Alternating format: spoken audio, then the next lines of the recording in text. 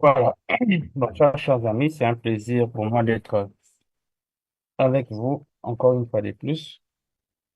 Bon, voilà, on a eu un sérieux problème technique parce que c'est depuis presque 1h45 qu'on est connecté.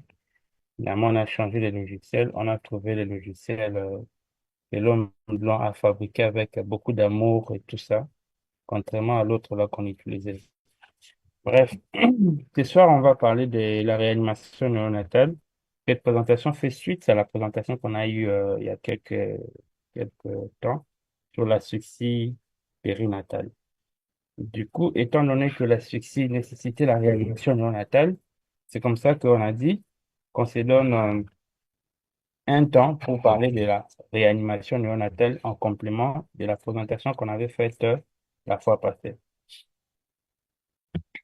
Et pourquoi ce sujet? C'est parce que vous serez confronté plusieurs fois à, vous serez face à cette situation et vous devez savoir comment réanimer. Et dans cette session, je vais vous parler de la réanimation selon ce que nous faisons chez nous et selon ce qui est faisable dans les milieux mieux outillés. Et vous verrez que la différence entre les deux milieux, ça dépend seulement d'un plateau technique qui n'est pas si extraordinaire que ça. Et pour commencer, on va donner une petite introduction et puis on parlera des différentes phases de réanimation. En guise d'introduction, vous devez savoir qu'à peu près 10% des nouveau-nés ont besoin d'une assistance respiratoire à la naissance. Et parmi ces 10%-là, on peut avoir jusqu'à à peu près moins de 1% nécessitent une réanimation complexe assez poussée. Et vous voyez les 10% qui nécessitent une réanimation, ceux-là, ils ont besoin juste d'une réanimation basique hein, qui s'arrête à la phase B pour pouvoir récupérer. Et d'ailleurs, plus de 95% des nouveau-nés récupèrent avec les deux premières phases, avec la réanimation basique. Et on va vraiment insister sur ça parce que c'est la réanimation que nous faisons chez nous. Mais rien que moins d'1%, ils font la réanimation complexe qu'on ne peut pas faire dans notre milieu durant la situation actuelle. Pourquoi certains nouveau-nés nécessitent la réanimation? C'est parce que quand le fœtus est in utero, il y a certaines fonctions de l'organisme qui sont assurées par la mère via les placentas, notamment la fonction d'épuration, fonction euh, des respirations, des circulations. Et toutes ces fonctions-là sont assurées par la mère via les placentas. Donc, les nouveaux, le fœtus, lui, il fait pas grand-chose. Alors, ce qui fait que quand il naît, il doit s'adapter à la vie extra-utérine parce qu'il ne sera plus dépendant de la mère. Il faut que lui-même puisse arriver à assurer toutes ces fonctions-là. Et alors, il y a certaines conditions, certaines situations, au fait, qui empêchent à ce que les fœtus puissent s'adapter correctement à la vie extra-utérine. Et ce sont ces types de fœtus-là, où quand on dit fœtus, c'est un nouveau-né qui est encore, un enfant qui est dans le sein de sa mère. Et d'ailleurs, les fœtus passent des fœtus au nouveau-né quand on sectionne les cordons ombilicaux. Et donc, quand on sectionne le cordon ombilical, ce nouveau-né-là doit être à mesure de s'adapter seul à la vie extra-utérine. Cependant, il y a plus de facteurs de risque à la réanimation néonatale. Il y a des causes maternelles comme des prééclampsies, des éclampsies, des néphropathies, l'hypertension chronique, tout ça. Il y a des causes annexielles comme les placenta préviens. Vous avez les causes funiculaires comme les circulaires du cordon. D'autres causes annexelles comme oligohydramnios, c'est des causes fétales. Toutes ces causes, on a vu les causes qui sont responsables notamment de l'asphyxie périnatale, les causes fétales comme la disproportion fœto-pelvienne, les malformations, la prosomie, ainsi de suite. Les médicaments, c'est comme certains anesthésiques hein, et des opiacés qu'on peut utiliser qui sont responsables de la dépression des centres respiratoires et ça peut conduire à l'asphyxie. Ici, on fait un petit rappel sur la circulation fœtale. Je ne vais pas très traîner sur ça, trop traîner sur ça. Juste pour dire que, comme j'avais dit tantôt, que les placentas jouent plusieurs rôles chez le fœtus une fois in utero, quand il est in utero. Et le fait est que, comme les placentas jouent plusieurs rôles, ce qui fait que ça empêche certaines expressions et certaines pathologies fœtales. Et du coup, une fois que les placentas est délivré et que le fœtus vit seul, c'est alors que on a, disons, l'émergence ou la manifestation de certaines pathologies fœtales parce que ce nouveau-né-là est censé s'adapter à la vie extra-utérine. Dans la circulation fœtale, il y a certaines particularités, notamment les cœurs gauche et droit, n'est-ce pas, communiquent à travers certains shunt. Ces shunts-là, nous avons notamment les foramen ovales et nous avons les canaux artériels. Deuxième particularité, c'est que les poumons sont non fonctionnels et vous avez une augmentation de la pression dans les cavités droites. Les cavités droites, la pression est très élevée. Pourquoi? Parce qu'il y a un collapsus des capillaires pulmonaires, ce qui fait augmenter les pressions de ces côtés-là. Et par conséquent, les sangs circulent du côté droit vers les côtés gauche. Or, en temps normal, les sangs circulent du côté les plus élevés la pression est plus élevée, vers les côtés où la pression est moins élevée. Je rappelle rapidement comment ça se fait dans la vie extra-utérine. Vous avez,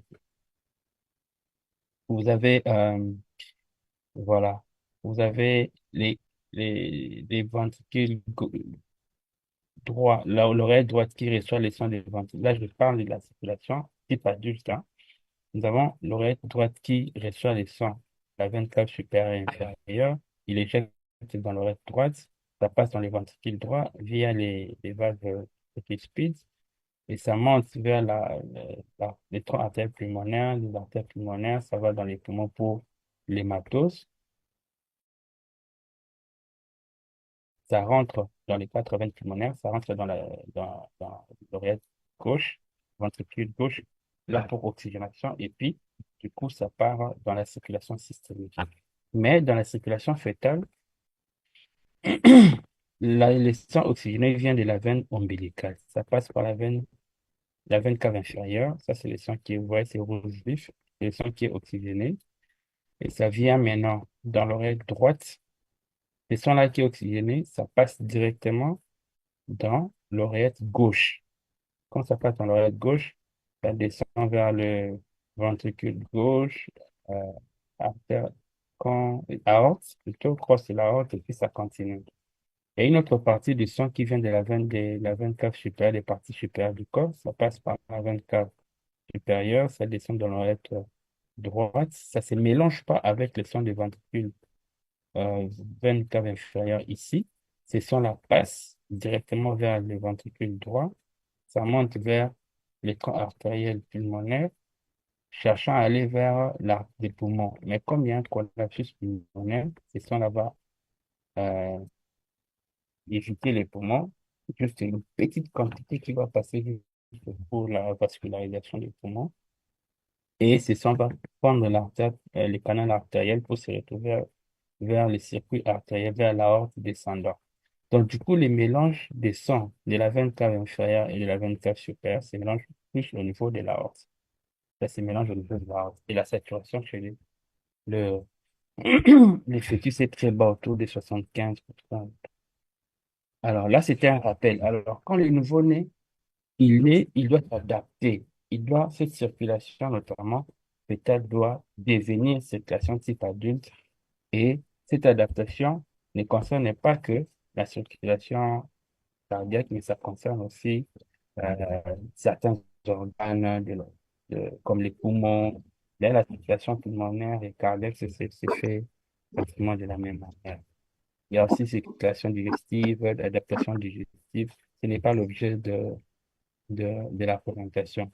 Et tout ce que je vous dis, c'est que vous devez retenir que la réanimation, on a besoin de ça parce que les nouveau-né ne s'est pas adapté à la vie extra-utérine. Alors, quelles sont les différentes phases de la réanimation? Nous avons d'abord une phase pré-réanimation. Dans la phase pré-réanimation, il y a plusieurs étapes. La première étape, il faut une bonne communication. Pourquoi communiquer? Il faut communiquer avec les sages-femmes. Alors, ce qui se passe, je disais, quand j'avais commencé à présenter tout à l'heure, que généralement, les services de néonatologie sont pas très loin des services de gynéco-obstétriques. Pourquoi? Parce que quand une femme doit accoucher, elle doit accoucher soit par voie basse, soit par césarienne. Et les nouveau-nés qui naissent peuvent, peuvent être susceptibles de poser problème. C'est comme ça que les pédiatres peuvent venir. Donc, dès que les gynécologues voient que la femme qui va accoucher, son nouveau-né est susceptible de poser problème, que ce nouveau-né naisse par voie basse ou par césarienne, dès qu'il est susceptible de poser problème, on va faire appel au pédiatre. Et c'est la sage-femme qui appelle les pédiatres pour dire que voilà, nous avons un nouveau-né qui doit naître et tout. Nous avons besoin de votre présence. Soit c'est la sage-femme, soit c'est l'équipe médecin gynécologue qui appelle pour dire que voilà, on a besoin de votre présence. Et quand on vous appelle comme ça, il faut poser des questions. Quel est le terme de l'enfant? Quelle est l'indication de la césarienne si c'est par césarienne? Quand vous posez des questions, ça nécessite une communication. Est-ce qu'il y a eu saignement? Est-ce que, voilà, le liquide amniotique est méconial ou pas? Ainsi de suite. Il faut communiquer également avec les parents. Nous, on n'a pas pris l'habitude de communiquer avec les parents chez nous en Afrique.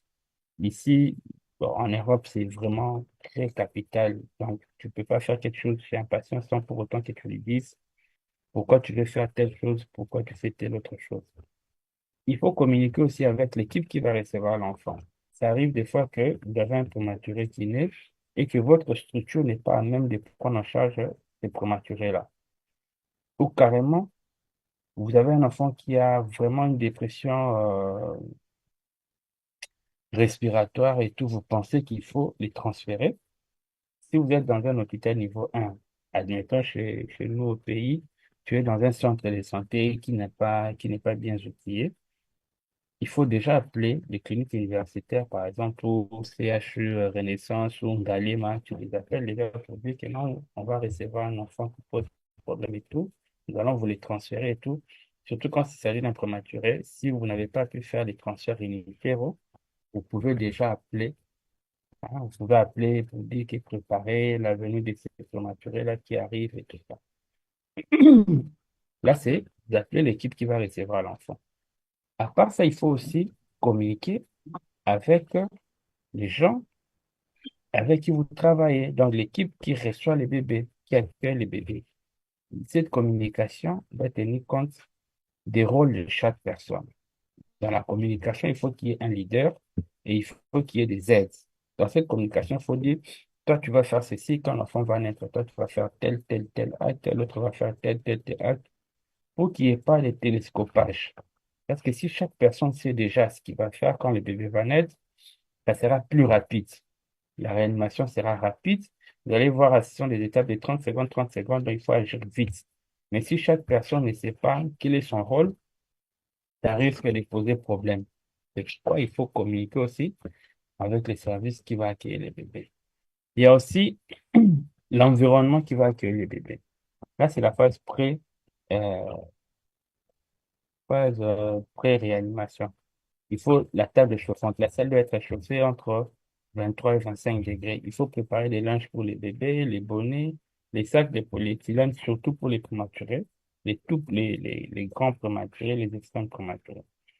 Et ils perdent la chaleur, donc il faut, et chez eux, on ne les sèche pas directement. Il faut les mettre dans un sac de polyéthylène. S'il n'y en a pas, même des sacs poubelles, n'importe quel sac que tu peux avoir, il faut les mettre là-bas pour empêcher à ce qu'ils perdent la chaleur en attendant qu'on puisse les mettre dans la couveuse. Mais il faut préparer aussi le matériel. Quand il faut préparer les matériels, vous devez vous rassurer que le matériel est fonctionnel. Vous devez vous rassurer que le matériel est fonctionnel. Vous devez vous rassurer que le matériel est présent. Quand on faisait de formation au pays dans les différentes maternités, on était triste de voir que certains matériels n'étaient gérés que par certaines personnes. Vous voyez, il y a des matériels de réanimation, les kits de réanimation. Il y avait une infirmière qui enfermait ça quelque part. C'est-à-dire quand elle n'est pas là, même si l'enfant naît et qu'il n'est pas à mesure de, il n'a pas crié qu'il faut réanimer, il faut l'appeler pour qu'il vienne, puisse venir ouvrir et tout. Donc, vous voyez qu'il travailler dans ces conditions-là, ça donne très peu de chances aux enfants d'être réanimés à temps et d'éviter les séquelles neurologiques plus tard. Donc, il faut déjà préparer les matériels, se rassurer de leur présence, vous rassurer également de leur fonctionnalité, vous rassurer que les matériels est adapté. Parce que s'il faut utiliser les ballons d'embut ou les bavures ballons auto-remplisseurs à valve unidirectionnelle. Les masques de ces ballons-là, ça dépend des types de nouveau-nés. Quand il s'agit de nouveau-nés prématurés, ce sont les petits masques-là, des numéros 0. Et les nouveau-nés à terme, c'est le masque 1, numéro 1. Donc, si la taille n'est pas adaptée, la réanimation ne sera pas efficace. Si la taille n'est pas adaptée, la réanimation ne sera pas efficace. C'est comme ça, il faut adapter aussi la taille. Il faut aussi prévoir aussi les matériels, l'équipe de réanimation, la sonde d'aspiration. Il faut adapter aussi les ballons d'embu. Hein, aussi que nous, on appelle aussi ballon autogonflable. Il faut aussi avoir l'autre outil des ventilations qu'on appelle les néopuffs. On n'a pas ça chez nous, mais on n'a pas ça chez nous, mais il faut l'avoir. Malheureusement, ça coûte même pas cher. Je ne sais pas pourquoi nous, on n'a pas ça. Et pourtant, ça coûte autour de 4 000 € seulement. Hein. Ce qui est neuf d'occasion, on peut même avoir ça moins cher que ça. Alors, voilà. Donc, il faut avoir les stétos, les stéthoscopes, les chronomètres, la source d'oxygène, ainsi de suite. Mais il faut également préparer l'équipe. Dans l'équipe, j'ai dit qu'il faut qu'il y ait un leader. Le leader dans l'équipe, ça veut dire c'est une personne qui se connaît, qui a été formée dans la réanimation non natale. NLS, ça veut dire New Life Support. Ça peut être un médecin, ça peut être une sage-femme, ça peut être une infirmière. Donc, même si, en principe, c'est généralement les médecins, ça peut être un anesthésiste aussi. Généralement, c'est les médecins qui prennent les devants, mais ce n'est pas obligatoire. Si les médecins pensent qu'il n'est pas formé, si les médecins pensent qu'il n'est pas formé dans la réanimation néonatale, il peut laisser les leads à une personne qui s'y connaît. Parce que la réanimation néonatale, c'est vraiment quelque chose de particulier. Il faut être formé pour avoir les leads. Donc, ne soyez pas offusqué si, par exemple, tu réanimes un enfant. L'infirmière te dit, docteur, ici, on ne fait pas ceci. Il te fait des propositions. Si elle est formée, elle peut te faire des propositions pour dire que non, voilà, moi, je pense qu'ici, on peut faire ceci, ici, on peut faire cela, ainsi de suite. Et l'équipe, il faut dispatcher les rôles, j'avais déjà dit ça, pour permettre une bonne coordination. Il ne faut pas que quand telle personne veut faire ceci, l'autre veut faire la même chose. Non. Par exemple, vous vous dites que dès que l'enfant naît, toi, tu vas mettre les chronos, toi, tu vas mettre les bonnets, toi, tu vas sécher le bébé. S'il a besoin de ventilation, c'est toi qui vas les ventiler. S'il a besoin de massage cardiaque, c'est toi qui vas masser, ainsi de suite. Ça, vous donnez les rôles bien avant. Et si l'équipe est très grande, le leader, en principe, ne fait rien. Le leader, il est là pour donner les ordres. Il dit que faites ceci, faites cela, ainsi de suite. Parce que c'est bien d'être en dehors de la scène pour voir si les choses se font correctement. Mais malheureusement, comme on a un problème d'effectifs, même ici, ça se fait pas comme ça. Même au pays, ça se fait pas comme ça. Vous verrez que le leader, il est leader en même temps, il est au fait de l'action. Hein, il continue à, à poser des gestes et en même temps, il dit faites ceci, faites cela. Désactivez vos micros, s'il vous plaît. Désactivez les micros, s'il vous plaît. Donc voilà, ça c'est l'étape avant la réanimation. Ce sont les étapes avant la réanimation. Alors, voilà quelques images. Ce sont des images que j'avais déjà montrées la fois passée. Ça, c'est les bavues ou ce qu'on appelle aussi ballon d'envue. Donc, ballon auto remplisseur unidirectionnel. Nous avons les stéthoscopes. Ça va vous permettre de sculpter. Vous avez les laryngoscopes. Vous avez la sonde là, la sonde d'aspiration. Ici, vous voyez les ballons. Il y a des masques, il y a des masques de différentes tailles. Parce qu'on a dit les masques qu'on doit Yalo, accoler, ya munene, ya munene. les masques, on doit coller ça au ballon. Vous avez le laryngoscope, ça doit être l'adrénaline, la sonde d'aspiration, la sonde d'intubation, la seringue, les euh, aiguilles à 3 voies. Ici, vous avez les néopuffs, hein, les néopuffs dont je parlais, c'est ça. C'est facile pour ventiler, hein, vous appuyez seulement sur la tête. Après 45 minutes, ça va couper, mais je vais envoyer un autre lien parce que j'aimerais que vous puissiez voir aussi les vidéos de la réanimation. On appelle ça vous permettre de mieux comprendre. Ici, nous avons les tables chauffantes. Ici, nous avons aussi un autre appareil, un de Fabien, c'est un respirateur. Il y a aussi les mots CPAP, ainsi de suite. Ici, vous avez une femme qui est là. Il y a les coins bébés. Ça, c'est dans nos conditions. Il y a les coins bébés. On a mis des ampoules pour empêcher à ce que l'enfant puisse, voilà, euh, qu'il puisse attraper froid. Et là, nous avons les pingouins. Ça permet l'aspiration. Les pingouins est plus avantageux que les poires ici parce que les pingouins, on peut ouvrir les dessus et nettoyer. On peut ouvrir, nettoyer, réutiliser. Alors que le, comment on appelle ça? Les poires, c'est généralement, les poires sont utilisables à usage unique. Les poires sont utilisables à usage unique. Voilà. Là, là, ce sont les matériels. Maintenant, on va voir la phase de réanimation proprement dite. La réanimation répond à la séquence A, B, C, D. ACE pour dire Airways. Donc, toutes les réanimations, quels que soient les plateaux techniques, vous devez respecter la séquence A, B, C, D. Respectez cette séquence-là. Donc, toute la réanimation passe par là. Par exemple, A, c'est pour dire airways. B, c'est pour dire breathing. Breathing, c'est la respiration. C, c'est la circulation. D, c'est les drugs. Drugs, c'est pour dire les drogues. Alors, on va commencer par A, B, C, D. Et chaque fois, je vais essayer de vous donner les similitudes entre les deux moments. C'est-à-dire là où le plateau technique n'est pas adapté et là où le plateau technique est vraiment bien outillé. Je vais commencer par parler de ce que nous on fait, mais après, je vous parlerai de ce qui est faisable dans les milieux bien outillés. Parce que je suis persuadé que un jour ou l'autre, certains d'entre vous pourront aussi aller travailler ailleurs. Il ne faudra pas que quand tu viens travailler ailleurs, tu commences à faire des histoires de Congo, alors qu'il y a une autre façon de faire. Ce que nous faisons, ce n'est pas mauvais, c'est bien, mais c'est adapté à nos conditions.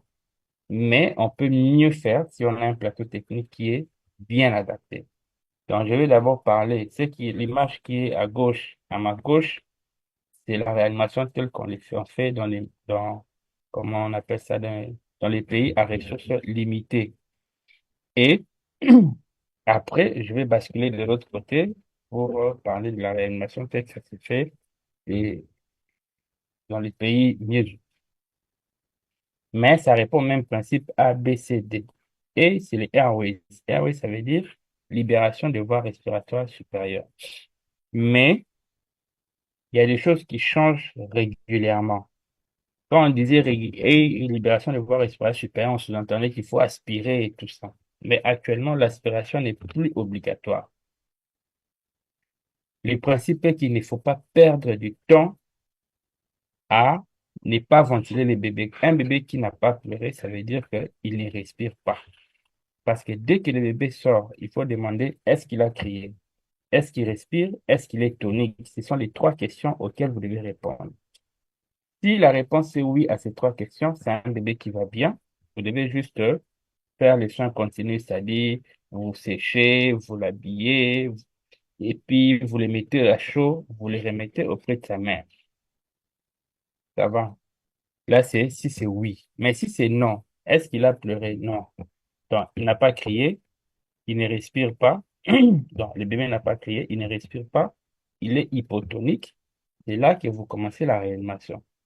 Mais dans la phase A, qu'est-ce que nous avons? Ça, on fait pas chez nous, malheureusement. Mais dès que l'enfant sort, vous mettez les chronos. La réunion va terminer dans 10 minutes et puis il va envoyer notre lien pour qu'on ait encore 35 minutes. Parce que ça, c'est la version gratuite. Version gratuite, c'est 10 minutes. Version payante, il faut payer l'abonnement régulièrement.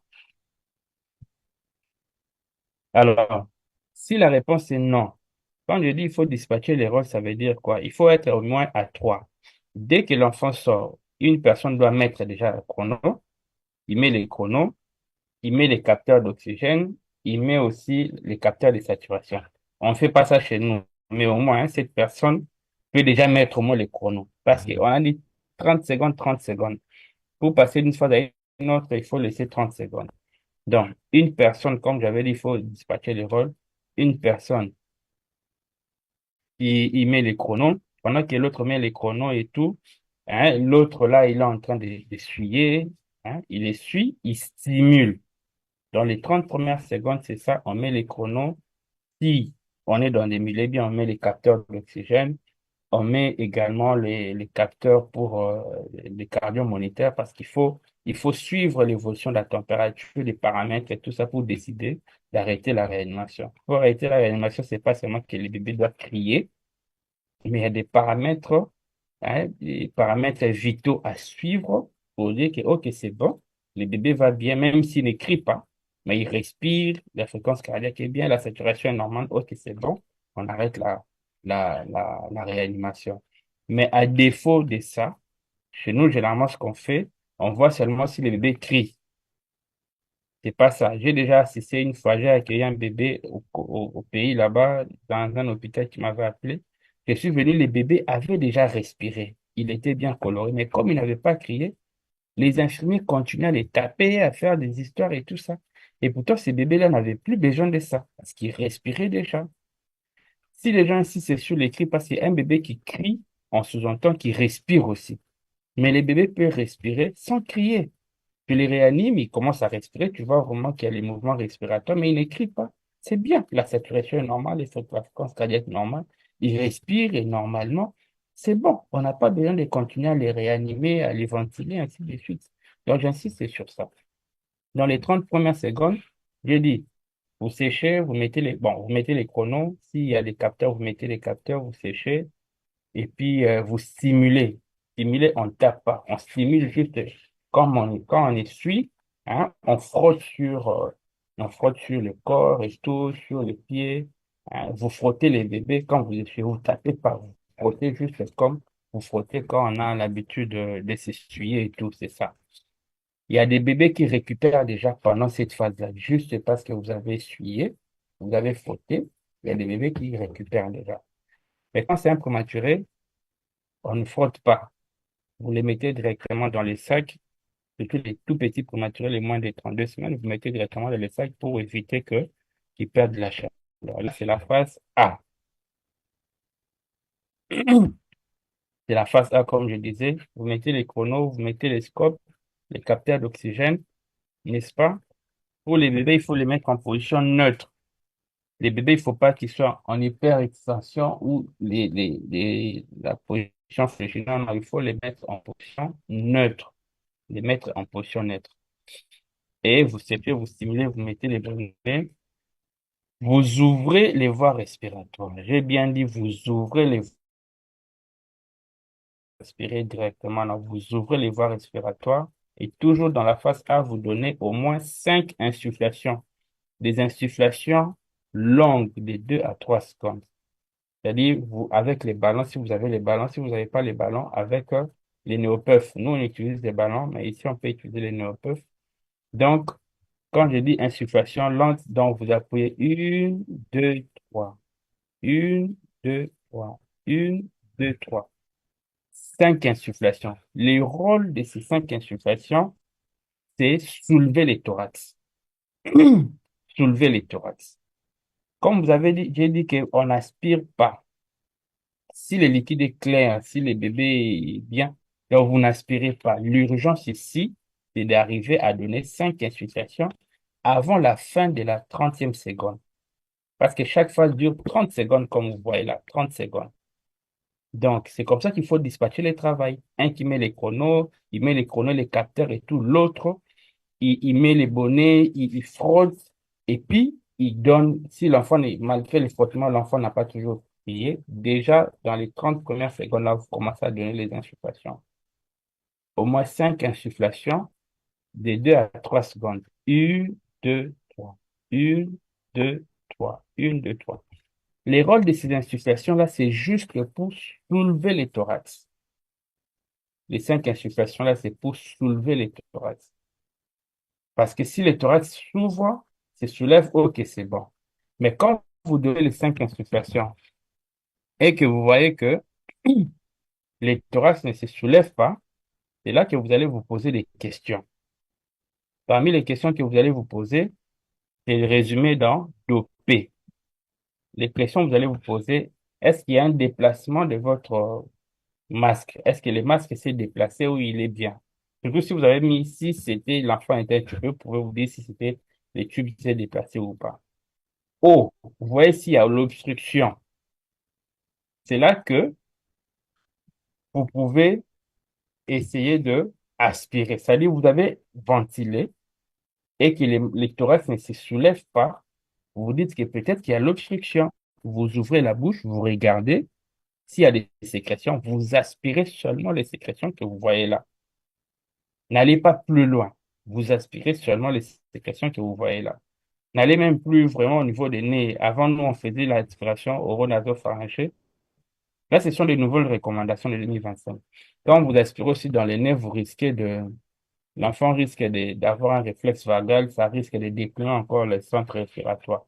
Vous allez aspirer seulement quand vous faites les 5 insufflations, vous voyez que les thorax ne se soulèvent pas.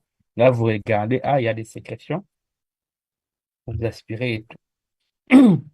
P, ça peut être un pneumothorax et ça peut être euh, et ça peut être l'estomac qui est plein ou carrément l'équipement qui n'est pas bien. Vous voyez que les thorax ne se soulèvent pas, ça peut être peut-être votre ballon qui ne fonctionne pas et tout. C'est comme ça qu'il faut vérifier tout ça avant.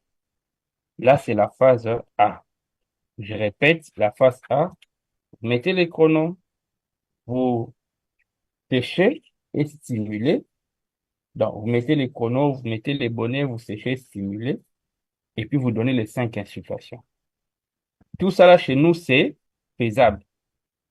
C'est que dans cette phase, c'est que nous, on fait seulement pas, on n'a pas de scope, on n'a pas toujours de scope, on n'a pas toujours de capteurs d'oxygène.